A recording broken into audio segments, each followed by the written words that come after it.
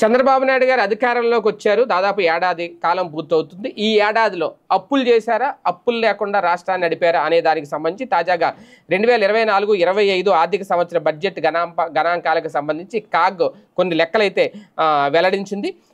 చంద్రబాబు నాయుడు గారి కూటమి ప్రభుత్వ ఏలుబడిలో రాష్ట్ర ఆదాయం తిరోగమనంలో ఉంది అనేది కాగ్ తాజాగా వెల్లడించిన గణాంకాల సారాంశం. ఓ పక్క రెవెన్యూ రాబడి తగ్గుతూ ఇంకో పక్క రాష్ట్ర అప్పులు భారీగా పెరుగుతున్నట్లు తేల్చిందట. మార్చి నెలతో ముగిసిన 2024-25 ఆర్థిక సంవత్సరం బడ్జెట్ రాబడులు వ్యయాల లెక్కలను కాగ్ వెల్లడించింది. వీటిని గమనిస్తే సంపద సృష్టించడం దేవుడెరుగు, అస్తవ్యస్త పాలనతో ఉన్న సంపదను కూడా ఆవిరి చేసేస్తున్నారు అని స్పష్టమవుతుందట. అంతకు ముందు వచ్చిన దానిని కూడా నిలబెట్టుకోలేకపోయారని అర్థమవుతుందట.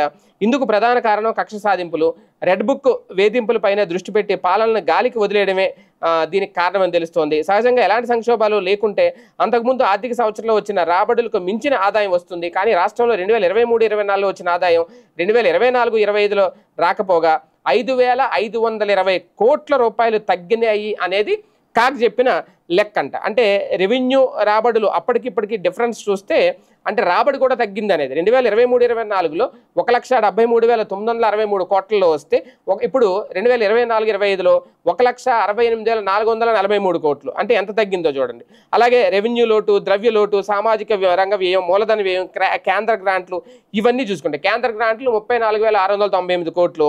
కానీ అప్పుడు 2023-24లో 24-25లో చూసుకుంటే 20,135 కోట్లట. ఇలా మొత్తం అంతా ఓవరాల్గా చూసుకుంటే 5,520 కోట్లు అయితే తగ్గినయ్యి. ఒక రకంగా తిరోగమనంలో ఉంది ఈ ఏడాది బాబు గారి పాలనకి సంబంధించి రాష్ట్రం అనేది తాజాగా కాగ్ చెబుతున్న లెక్కల సారాంశం.